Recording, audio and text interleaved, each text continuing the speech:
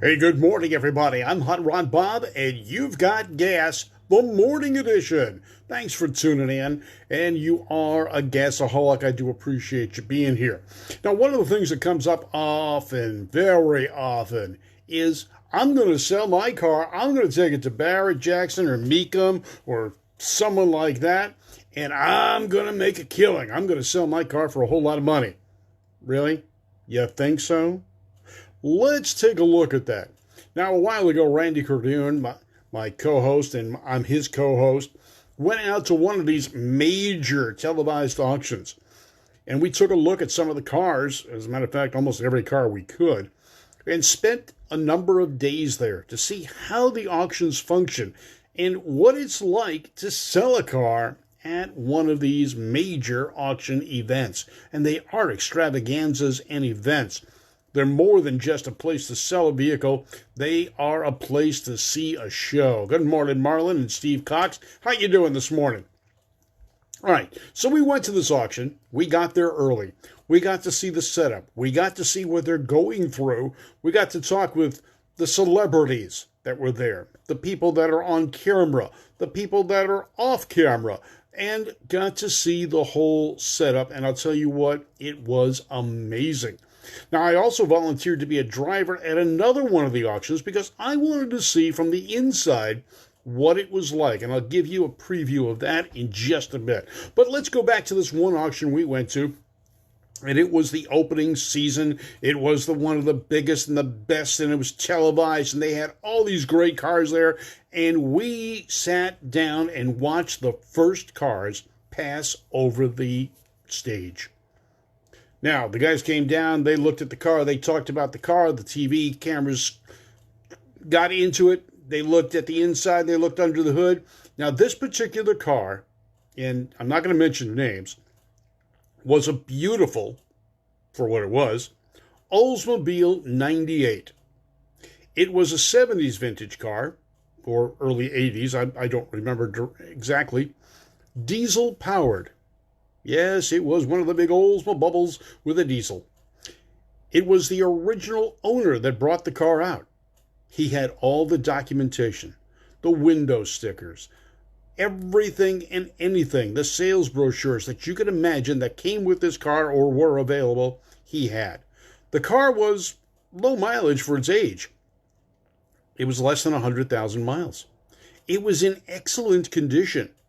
Freshly shined black paint, smooth body, no damage, no dents, no accident history, perfect car. And if you were looking for an Olds 98 diesel to cruise around with, this thing was huge. It was in 2 zip codes at the same time. He was expecting a good windfall on this car. Now, Randy and I interviewed the gentleman, and he was very pleased with the car. He brought it in from a Midwestern state, which meant he had to truck that thing down. There was costs involved. I'm estimating somewhere between $500 and $1,000 to get the car to the auction. Now, he's owned the car since new, so obviously it's paid for. He's gotten his use out of it. But when we spoke with him, he said, well, I figure I'm going to get about $20,000 for it because that's what the book price says, and I'm going to buy myself another car while I'm here. Okay. Sounds good. So Randy and I positioned ourselves at the front of the stage, and we're watching this car in the bidding. Well, we're watching the car. There wasn't much bidding. He expected $20,000, or in that neighborhood. He wasn't even in the same state. The highest bid, and it sold, $2,000. First car across the block, you don't want to be the first car across the block. You didn't have a high value, high desirable car to start with. You don't want to be the first one across the block. He was, and he paid the price. Now, what really may have upset him is the following car. A very, very clean and nice 1971 Pinto. Pinto, pint-sized Ford, 4-cylinder, 4-speed, Pinto. It sold The gavel price, $16,000 for a Pinto. All right, now one thing to understand. The gavel price is not the price the buyer pays. There is a buyer's premium. You will pay about 10% above what the gavel price is for the car. So if you go on to one of the websites that gives you the final selling price, it includes the fees. The seller pays fees, the buyer pays fees. The ending price of that vehicle you see published includes the fees. Think about that when you're pricing a vehicle. And when you're thinking about selling your vehicle, think about that too, because these are not the actual prices that someone agreed to, but they are what they had to pay at the end. Again, the buyer pays a fee, the seller pays a fee. And in the case of the auction we were at, there were no reserve prices. And that's why that Oldsmobile went for $2,000. Now, we're thinking to an extent the owner, not seeing the car bid very high, made sure he bid high enough to keep the car, because the $2,000 number, that wouldn't cover his transportation, his food, his lodging. He would have ended up losing money on that baby.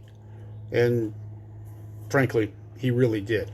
So let's take a look at some of these cars and some of the things you see at auction. Now, as I said, I volunteered as a driver at one of the auctions, and I got to see up close and personal what these cars are.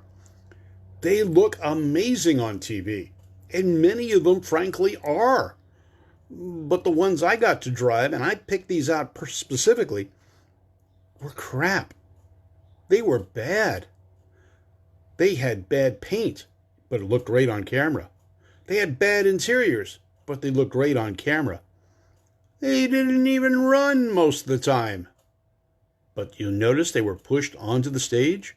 Now, a lot of people say, oh, we push them on the stage because, it's indoors and we don't want these cars running indoors and all that pollution no, don't buy that. I don't buy it one bit, because I got to drive or steer cars because they didn't run, because they had trouble running or they had trouble stopping. There are a team of people that work on the cars before they get on the stage to make sure they're running, to make sure they drive. They don't always make it, and they're not always successful. So what you see coming across the stage is not necessarily what that buyer is buying. It may look like it, but it's not. And I'll tell you what, I drove some of the top custom car builds in the world from a leading builder known for his extravagant machines and well-known vehicles. They weren't drivable. You couldn't stop them. Larry Oriel's telling me about an auction he went to. It's a great venue to look at cars and get an idea, and you can consider bidding if you want.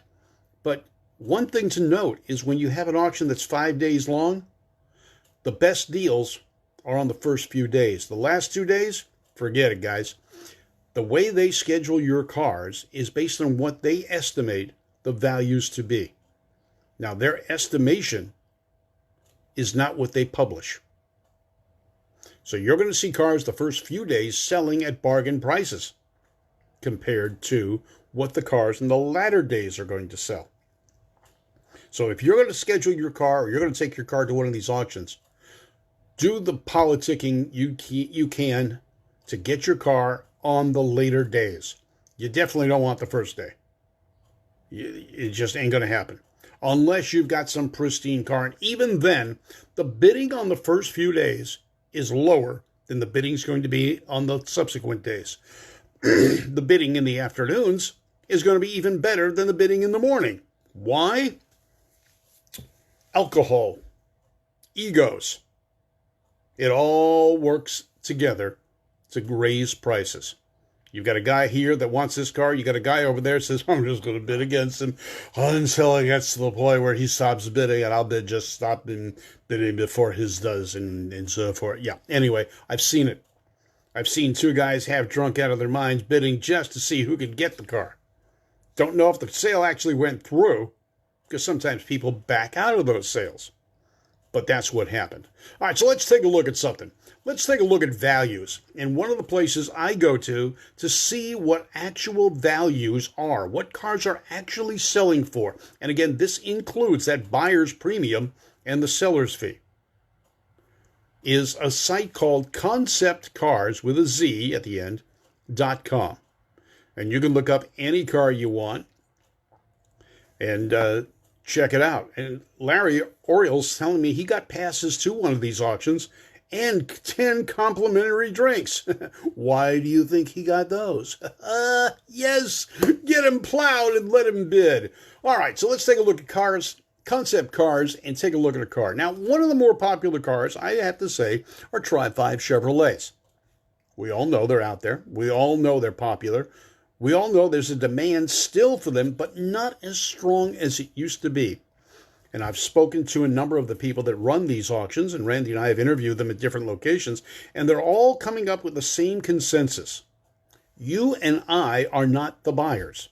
Well, when I say you and I, people that are, let's just say, over 50 and 60 are not the buyers. Yeah, there are a few of us out there that are still buying, but the average buyer is younger. The average buyer grew up with a different set of cars. They're not looking at 32 Fords. They're not looking at hot rods. They're not looking at the street rods that we grew up with, that we idolized, that we wanted to drive. They're not looking at the 50s vintage cars. They're looking at the later 60s, 70s, and 80s cars. And that is where the market is growing. The market in the 50s and 60s cars, early 60s, and 40s and 30s and 20s is dropping. The market is falling for them. Why? The buyers are not there. The majority of the people above, say, 60 are the ones selling. The people below, yes, Larry, I'm calling you not old. You're a lot younger than me, Larry Oriel.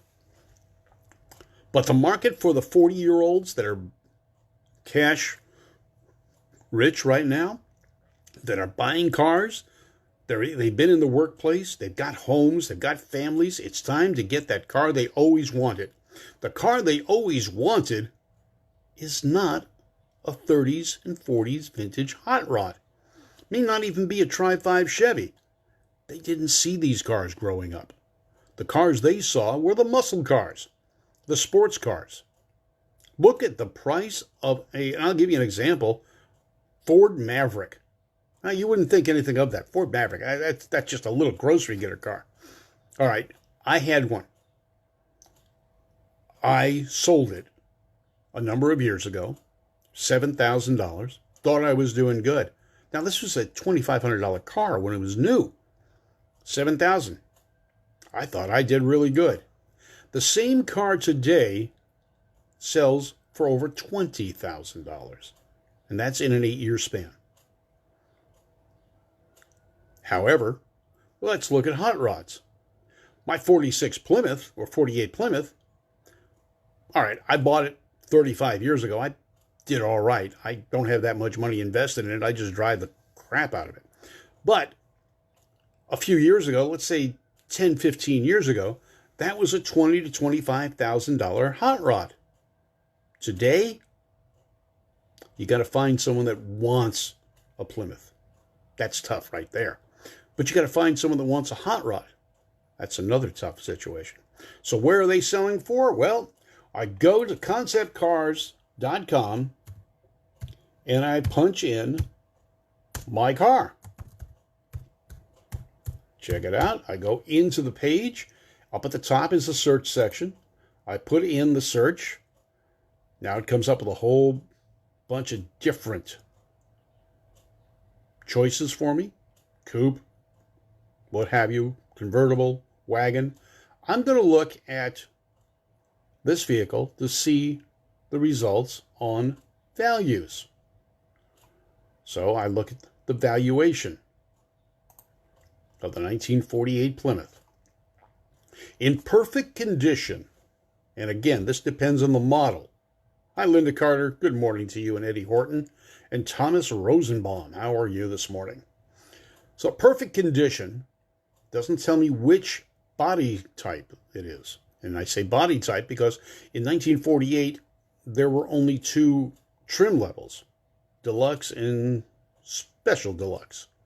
But there were different body types. There was the Woody station wagon. There was convertible. There was the two-door sedan, the four-door sedan, the club coupe like I have, and the business coupe. The business coupe not having a back seat and just having a very long trunk. All right, perfect condition, $28,000 to $80,000. Excellent condition, $19,000 to $28,000. Good condition, $12,000 to $19,000. Fair condition, $3,800. The median value, $19,400. Now, the median value includes the high-end vehicles, but there's so many low-end that it brought the highest sale from $80,000 to the lowest sale of $3,800. Now, these are actual sales. These are not asking prices in the local newspaper, on Marketplace, or on Craigslist. These are actual sold vehicles. And I say sold because when I'm doing an appraisal on a vehicle, I only look at sold vehicles. I don't care what you're asking for it when you're trying to sell something. That is not a sold price. That is simply what I'm asking. You can ask $100,000 for a Yugo. You ain't going to get it. What are you going to get? That's the sold price. So I look at the auction prices, and in the case of the 48 Plymouth, I'm going to go back a few years. I'm going to go back to 2002. And in 2002, the highest price paid was $18,000. Okay, there were two of them sold. Not a real popular car. In 2012, there were 10 sold. The average price, $10,000. So it dropped from 18 to 10. The following year, 2013, the average price was $6,200. Now, in 2014, they picked up a Woody sold, and it sold for $36,000, bringing the average to $28,000 of the 4 cars that were sold. In 2020, there were only 2 cars sold. They both sold for the same, $18,975. In 2019, there were 4 cars sold. The median price, $9,300. So we've gone from $18,000 in 2002 to $9,300 in 2019. Why is that? Like I said, it's the market.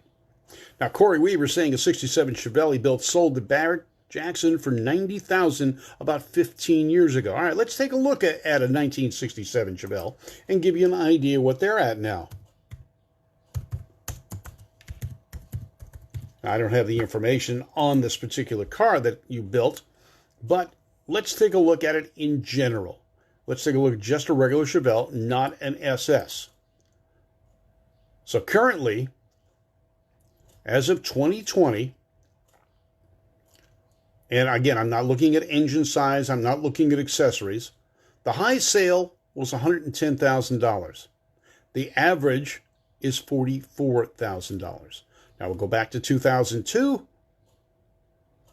an improvement. And again, this is what I'm telling you. Late 60s, mid 60s cars are the ones that are improving in value. In 2006, $18,600 was the median value. And now the median value is $44,000. And this is not SS's. SS's are even higher. So the market on these cars, the 1967 Chevelle, this is where the market is going to. And this is where the values are going to.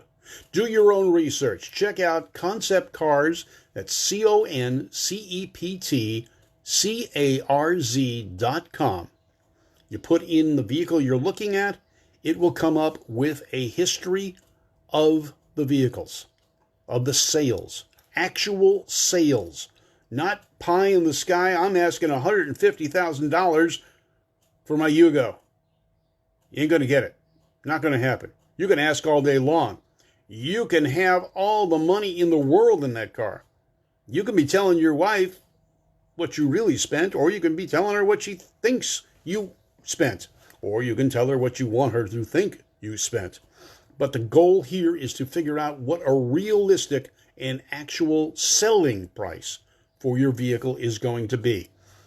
So in the case of the Chevelle, there is the 300 series, 6-cylinder car, median value $15,500.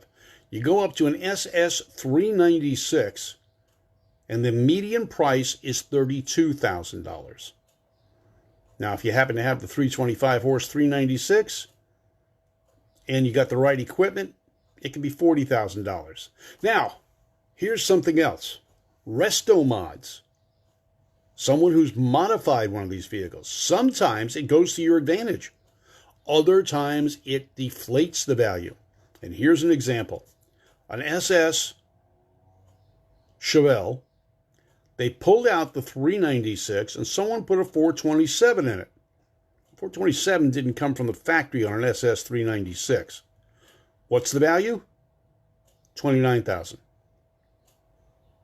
Did it raise the value? No. And another thing to think about, and I had a gentleman argue with me on this point. 1965 GTO, Pontiac GTO, 1965 GTO, trim option, not a separate model. How do you distinguish between a GTO and a Le Mans? VIN number will not tell you that. The data plate on the firewall will not tell you that. Le Mans GTO has the same designation. The difference? The GTO was available with a 389. The Le Mans, the biggest engine you could get, was 326. You put a Chevrolet engine in it, and this guy did, created a resto mod, and figured the car was worth $20,000 to $30,000 more than a regular GTO. The problem is, when you check the VIN number, that car does not come back as a GTO. And without the 389, there is no way to prove he has a real GTO. So think about that. I'm Hot Rod Bob. You've got gas, the morning edition, brought to you by Service Tech Equipment. Check out Service Tech for all your service equipment needs. And check out our shows, Two Tired Guys Productions, Randy Kerdoon and myself, talking about cars. We just dropped the newest show. It's out there right now. Check it out. We talked to Dar Hawthorne and another gentleman about racetracks in Southern California, the disappearing breed. Check it out. We just dropped the show. It's on KNX 1070, radio.com, and Apple iTunes. I'm Hot Rod Bob. You've got gas, the morning edition. Thanks for tuning in. You are a gasaholic, and this show will be on YouTube in just a little bit, and iTunes as well. Tell your friends about it. Subscribe to the Two Tired Guys Productions Network on YouTube, and check us out on Apple iTunes, Anchor FM, and a host of other sites. You can get this whether you want to watch us or just listen to us. Take care, folks. I'm Hot Rod Bob, and you've got gas, the award-winning automotive podcast. Take care. Have a great day.